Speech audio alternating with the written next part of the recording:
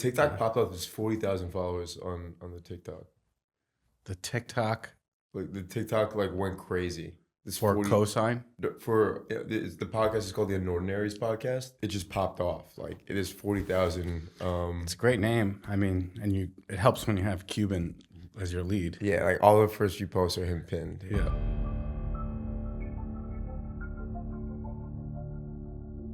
What is up, Michael? How we doing? I'm great. Great to be here. Yeah. I love it. So welcome back to the Unordinaries podcast. I'm here with a good friend, and I'm really excited for this episode. Michael Feldman is the co-founder of Choice New York Companies, an elite ecosystem of third-party real estate firms spanning property management, staffing, and brokerage across New York City and the tri-state area. Bootstrapping the enterprise from absolute zero, Michael scaled operations organically and through 4 competitor acquisitions to $29 million in revenue, accumulating in a successful sale to Associa Corp in 2021. By pioneering New York City's first property management firm to offer building staffing via recurring revenue model at scale and achieved performance-based earnout, Michael has cemented himself as a premier scale operator. Post-transaction, he has directly or indirectly driven approximately 12% of Associa's total revenue through continuous annual add-on acquisitions, including originating the landmark Douglas Elliman property management acquisition. Michael holds a bachelor's from the University of Rochester, where he now serves as a board member and mentor for the Simon School of Business, AIN Center for Entrepreneurship, and the university's Hillel Board. He's an active member of YPO and Tiger 21, a Shark Tank-style judge for business school competitions, and this is my favorite part, a part-time Vail International Resorts ski instructor for his son's downhill race team.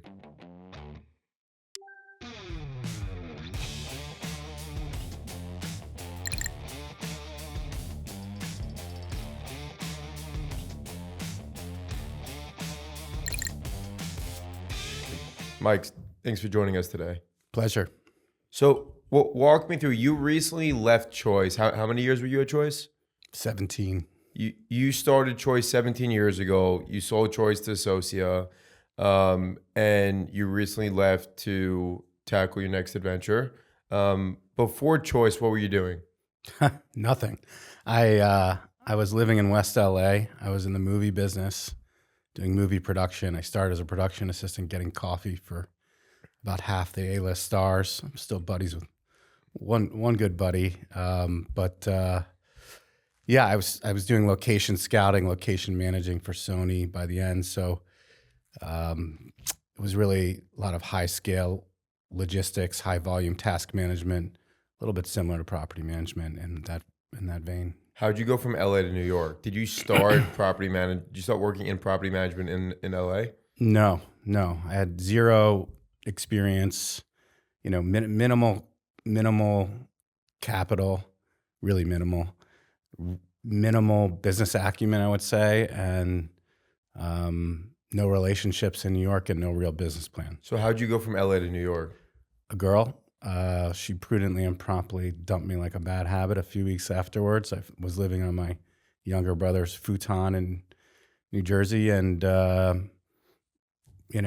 Fort Lee, New Jersey, and it was 2009. I'm giving you the truncated version, Yeah. But there were no white collar jobs at the time. Lehman had crashed and all that. So yeah, I just started reading real estate books. I think the first one I read was Real Estate for Dummies. Did you, as you read those books, did you know you wanted to go into property management, or was the original intention, hey, let me buy real estate deals, and ultimately you fell into property management? No, I didn't have any money to buy real estate deals, and I thought that would be tough without money. And so, coming from the movie business, you get on a movie, you're on it for 2 months, 5 months, and then you're back on unemployment. Or you're in Morocco, or you're shooting nights, and you're commuting to work, everyone's going home, and then you're commuting back and you're in traffic when everyone's going to work. It's a strange experience. And I didn't like that volatility. And, you always see like the movie stars getting divorced and all this. I mean, certainly they have to deal with a different, they're not treated like normal people. But even for the crew has horrible hours and travel and nights and 6-day weeks. And I didn't like that volatility. I didn't like that lifestyle. So I thought, okay, real estate New York, what is the most recurring revenue? And the other thing was, when I was doing location scouting, location managing, there were these three brothers, these little older wealthy guys that owned every parking lot in downtown LA, not to mention like LAX, LaGuardia, JFK, Newark's parking. And so one of them said to me, Michael, you could not shoot a movie without these guys. And he said, you gotta do something boring. All these sexy businesses, everyone wants to be them. You're in the wrong business. It's too competitive. So I thought, what is the least sexy, most recurring, most steady, least competitive part of the industry? It's gotten a lot more competitive, I think. But, when I first started on the multi side, the owners would say, that's not even a business. You can't make money that way. So, that's a little bit about how I started. How'd you scout your first property to manage? Well, I didn't scout it. It scouted me. I mean, these are good questions, but yeah, the first three buildings, 114 Franklin, 159 Duane, 5 Spring Street, 5 units, 15 units. Does Choice still manage those buildings? One of them. We sold the building. The building owner sold 2 of them. And one we converted from a rental to condos for them, took a fee for that. That helped us get off the ground. But those first 3 buildings, we started for free.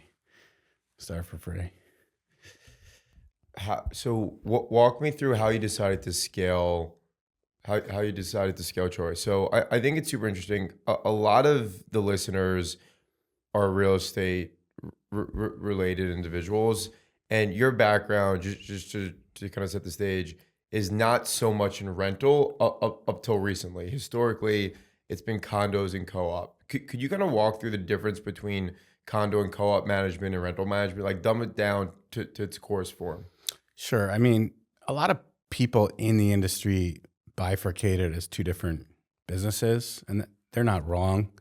I mean, they are different, but they're more similar than different. I mean, you're still managing real estate. You're still collecting revenue, paying the expenses, managing the residents, managing ownership, overseeing maintenance. Some of the biggest differences for rentals, you're responsible for within the walls of the apartment. Condos and co-ops, for the most part, you're not, unless it's affecting the building. So that's a big bifurcation right there. But it's definitely not binary. In general, it's a lot easier to take a rental management person, whether they're a property accountant, property manager, lease manager, what have you, and for them to go and start working on the HOA condo co-op, what I call the owned side. The reason being, the rental side, you do need a little more financial orientation if you're going to be really good. And of course, we want to be really good. In terms of the acquisition side, multifamily traditionally, historically, is lower margin. There's lots of reasons for that, and slightly less investable, still highly investable, but maybe a better way to say it is the own side is more investable for various reasons. So the multiples on the multi side, until you get to scale, when they catch up, are a little less, I would say, at least what I've seen in the marketplace. Is that because the margins are lower, or is it because condo co-op has slightly more recurring revenue? Yeah, both. I mean, think of one way to think of it is like on the multifamily side, I have an entire department, or had an entire department. My last day was a week ago today, but had an entire department that does lease management and administration, all the lease renewals, the collections, the legal, all of that stuff. That's for the most part just a huge expense, right? Maybe you get a few bucks on a lease renewal service, whereas on the condo co-op side, or the HOA side, as it's called nationally, the estoppels, they call them, the transfer department, that department's highly profitable. So that's a good sub-example, but just broadly speaking, the multifamily, the buildings can sell, right? So if you have an owner wake up one day and just say, you know what, I want to get out of the real estate business and sell all 10 of these buildings, you now have 0 of those 10 clients probably. Those 10 contracts are gone.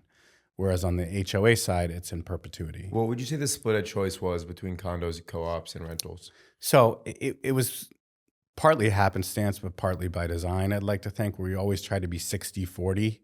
And I would try to anticipate, which is, I think, a lot of property management owners don't do enough of this. I was listening to a podcast on the way in, and Yogi Berra said that the predictions are really tough, especially the ones in the future, but I would try my best to, if interest rates were low, right, and they're going up, that would mean condo and co-ops are going to trade less, and that business becomes less attractive. So I would price those more aggressively when condos and co-ops were doing well. And then when interest rates are higher, rents are probably higher, I would then price the multifamily, differently and be more aggressive on one than the other. So I'd try to go after the business that I thought in the next, 1 to 3 years was going to be. So in other words, when I say aggressive, I mean, I'd price a rental really aggressive when the interest rates are low, because if they go up, now the rentals are going to be higher. And so you lock in a client early, and 3 years later, rents are up 30%. You're doing better. Makes sense. Do you think there's an opportunity? So I think you alluded to it, but there's much more competition now in property management than there was 17, 15, 5 years ago. I feel like it's every other week I get a new deck sent to me. A private equity fund is backing this sponsor who's doing a roll-up of property management companies. But do you think there's an opportunity for existing multifamily rental operators? Because the way I see it, New York is its own beast of its market, but outside of New York, you have these established property management companies that are predominantly either rental or condo co-op. And most of my experience is in the rental side, but for all the rental companies that I'm aware of, they don't have any condo co-op division. Do you think there's an opportunity for existing rental companies to explore condo and co-op? It's funny. I was on a. Is that low hanging fruit for them? I think so. I mean, I think you just nailed it. Just stay away from wherever you're. Well, I'm looking at a large transaction with one of the biggest private equity companies in the world. It'll be the highest price transfer if it sells of any property management company ever. And they only do rentals. And so my thing, and I've been beating this drum with them. So we had a conference call yesterday, Sunday, Memorial Day, because we're chasing this deal. And I said, like the number one thing we should do is HOA. Like, it's easier to take, as I just said, to take rental people and switch them over. In New York, sometimes we refer to it as babysitting, because, it's a lot of just massaging of the clients sometimes. So I think that's totally part of it. Is if you're doing one, you have an entire different revenue stream. And then you touched on, for owner operators, traditionally those operations, not the real estate, they have not traded. They have not sold. Owner operators have not sold. Why? There's 4 reasons. 1, they want to control their operation because they care about the real estate. 2, the interests aren't aligned. So if you're a property management company, you buy them, you want to charge within the confines of legal, ethical, and moral standards as much as you reasonably can to the client. The client owns the real estate. They want to be charged the least amount. 3, they typically don't make a lot of money on the operation. They're understandably and rightly so focused on the real estate.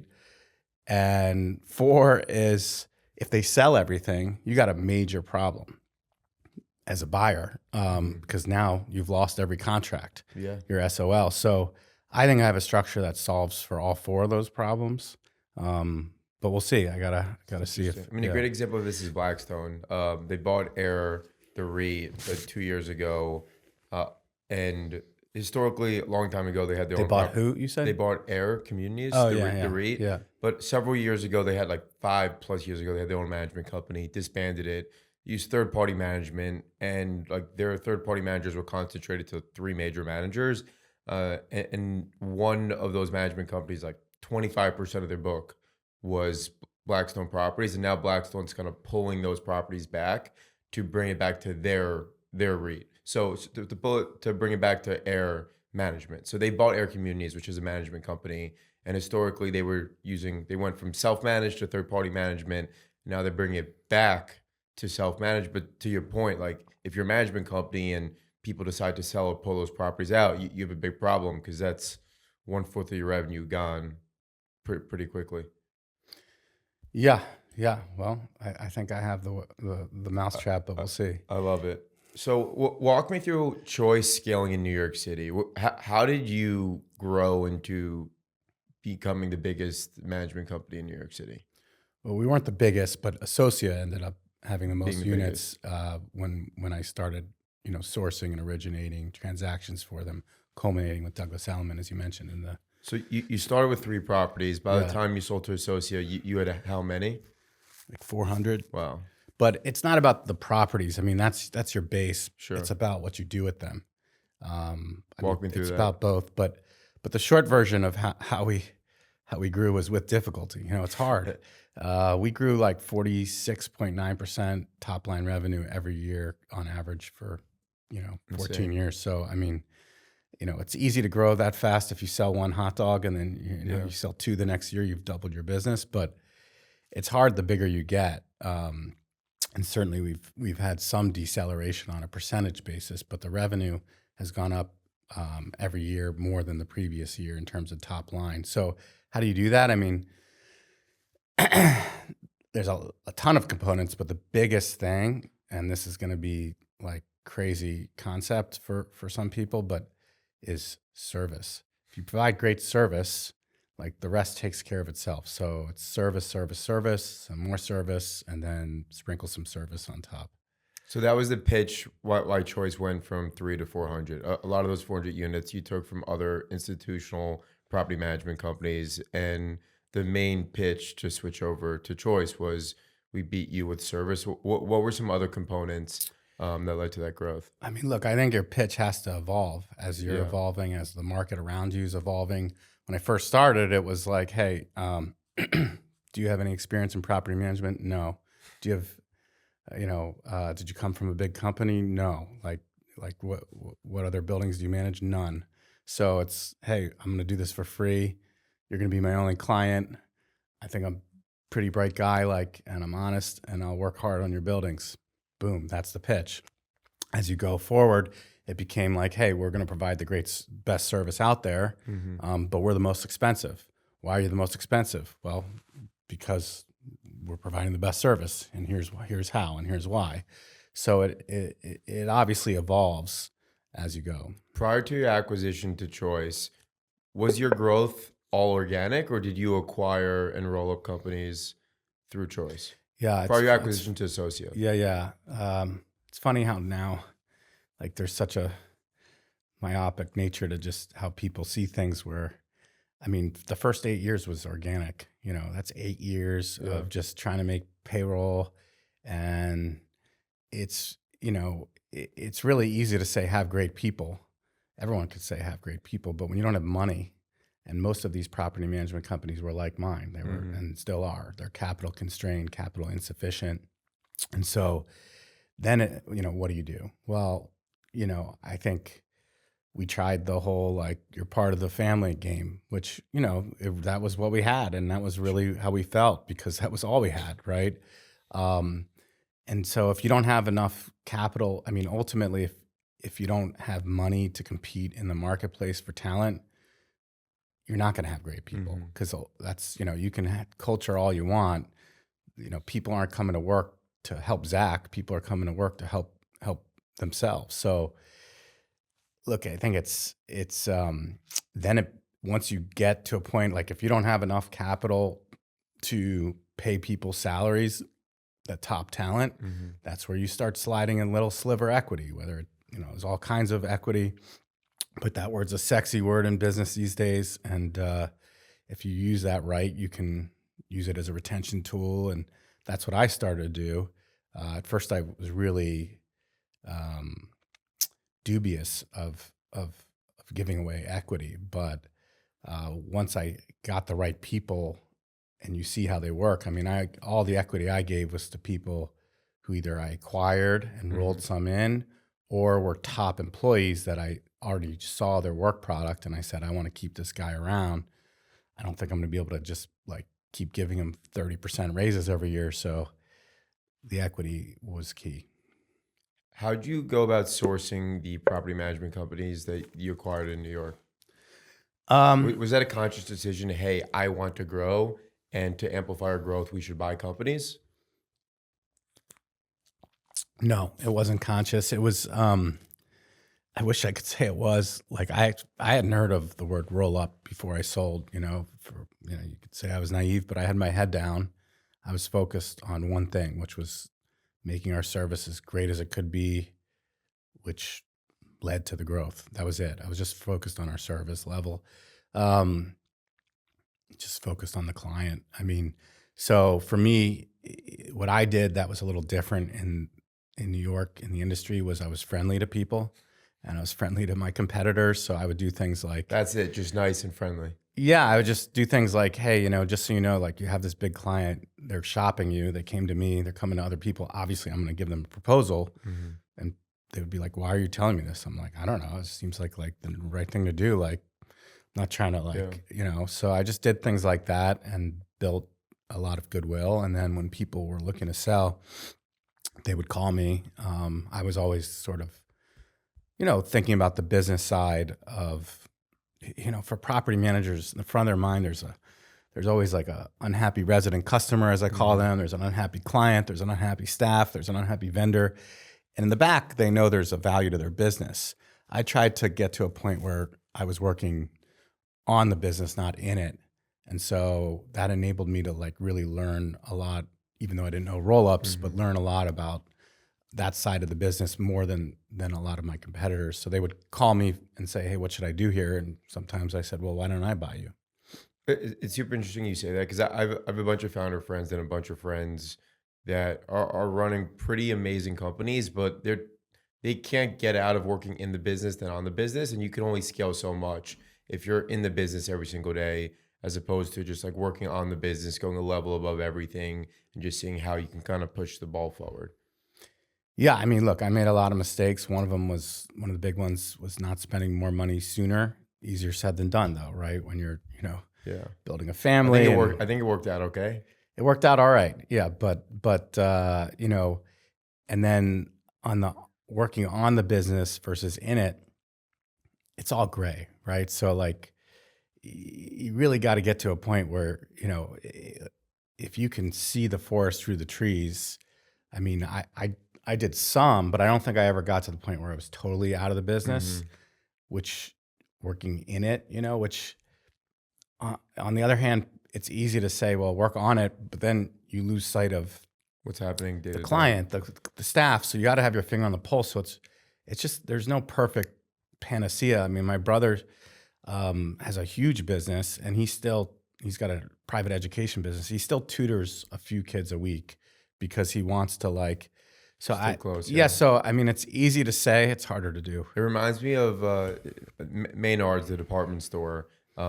Everybody at the company checks in every morning, and he still checks in with like the old fashioned check-in machine, just to stay close to what's going on. I've heard so many horror stories of integrations, of acquiring a company during a roll up or outside a roll up, and just horror stories of what happened trying to merge those two companies into one.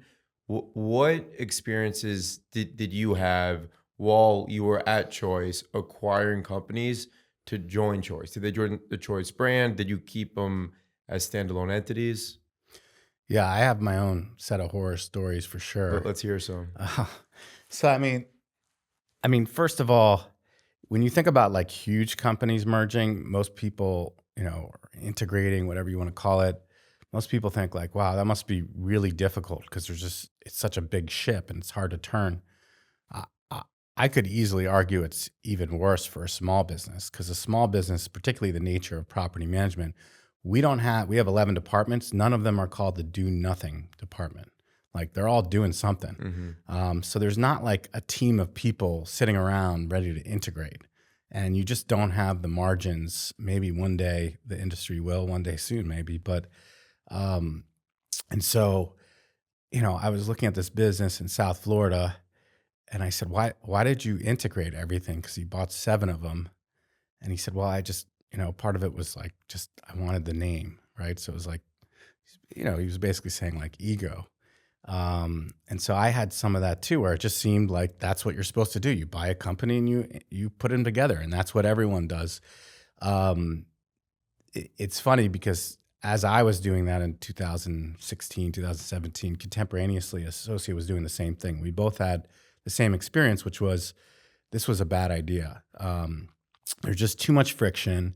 And within 6 months, I always say one of 3 things will happen. You will lose a client that you really care about. I'm not talking about marginal clients. You lose an employee you really care about, or most likely both. And, so you don't really save that much and you don't need to do it. And then we went to this model where we didn't merge anything. We just kept everything completely separate.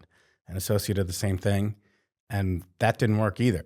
And so now where we've settled is a hybrid, where we're trying to combine some things, mainly back office, and leave the front, leave the client-facing stuff, leave the branding, the marketing, all that alone.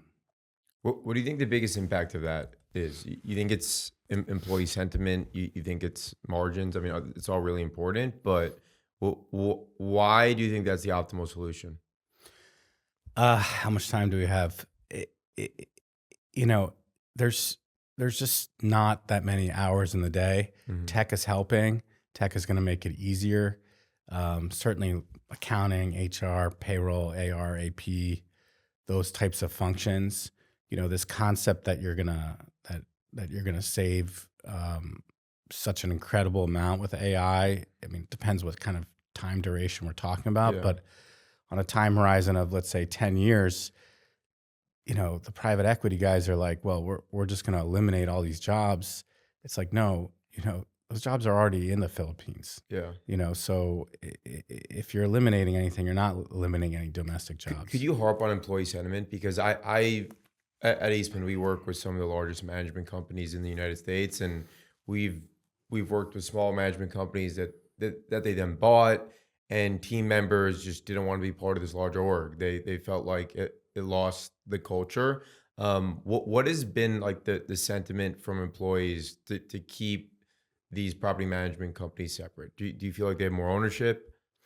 Does it not matter to them? I mean, I think it's all how you frame things. I mean, when people hear that their company got acquired, the first thing they think is, am I going to lose my job? And so you have to be really aware of that. That's very sensitive. And so it takes a lot of assurance that that's really not our business plan. It doesn't need to be.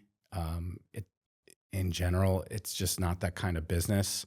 I mean, what are you going to combine offices and save on one receptionist? I mean, the property managers you need, property accountants, if they're high level, they need to be here. A real estate owner in New York does not want to necessarily talk to, a $22,000 virtual employee. So the first thing I say is, look, first of all, everyone's job is really important. We're dealing with people's shelter. Maybe we're not doctors saving lives, although we do touch a lot of life and safety. But, that's the first speech. That's the fourth speech. That's the 7th speech. Kind of keep harping on how important they are, how many lives they're touching. If you're going to sleep and it's January and you have a building without heat and you're in your warm bed in a warm apartment, you better care about those people, or this might not be the place for you. But as long as you care about those people, like you got nothing to worry about. And so I think you have to assure people that look, I think it's inauthentic. I always tell them it's inauthentic to say nothing's going to change. Sure. I mean, things are always changing, but we try to be really judicious about what we change. And I don't go into the seller's office before or after the acquisition ever. So that's a big part of it. Could you walk me through your time when you were the one being acquired? First off, if you can kind of educate the audience on that process, like first off, who is Associa? What are they known for? The scale of Associa, and how did they come about acquiring Choice? That's a lot. Yeah, they're large. They're 7 times the number of doors as Greystar on the multifamily. The largest. Yeah, the largest. By magnitude of 7x. What's that? By magnitude of 7x, just the scale of Associa is wild. Yeah, but they're private and they, it's a great company. Sure. The people there are really great. I don't have a single negative thing to say, whether it's on a podcast or when the lights go off. I've had the opportunity through you to meet some team members from Associa, and they're all amazing. I mean, yeah, that was a fun event we did down there.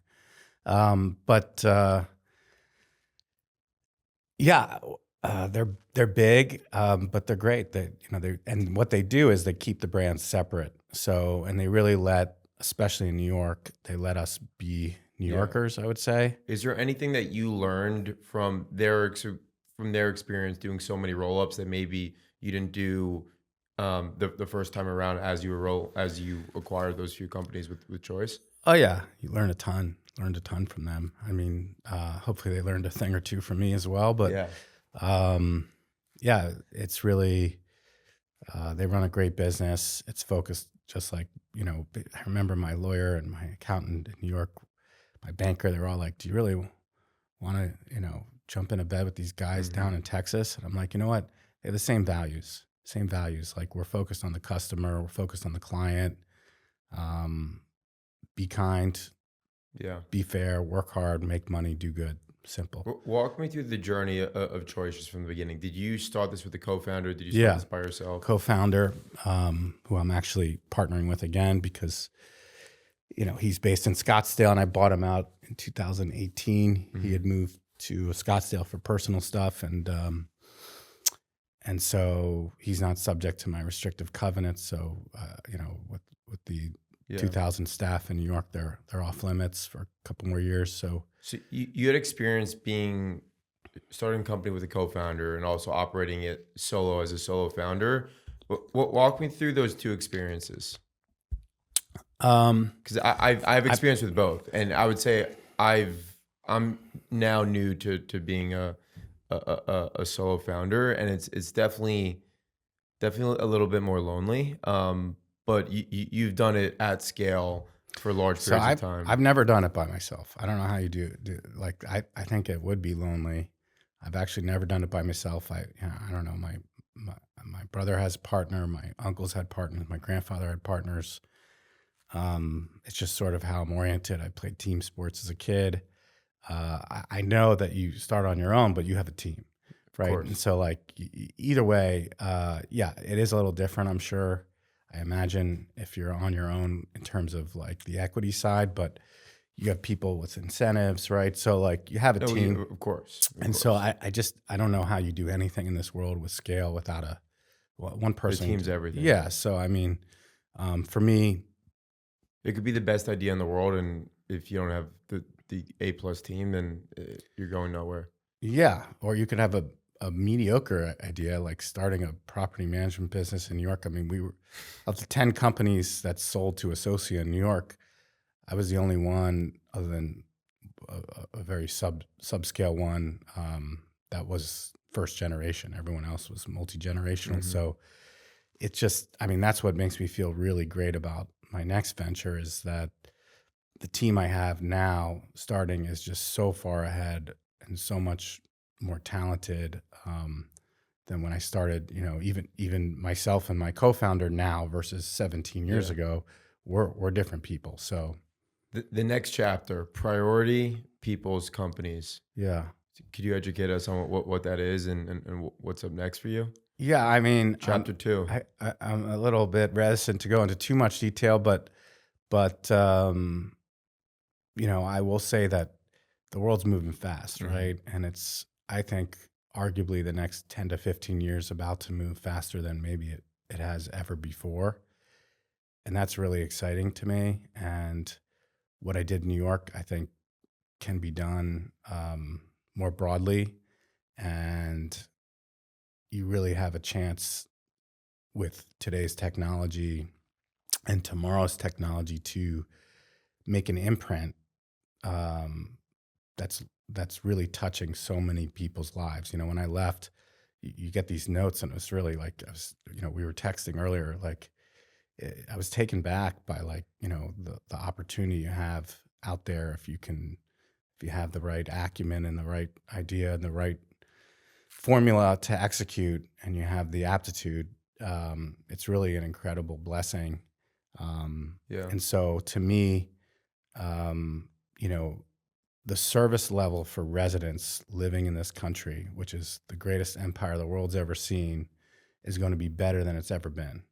And to be able to have a chance to be on the forefront of that's what I'm excited about. It's amazing. Thank you so much for joining us today. This was a great episode. You're a rock star. Best Likewise. of luck on chapter 2. Thanks, man. Beautiful. This is awesome. This is fun.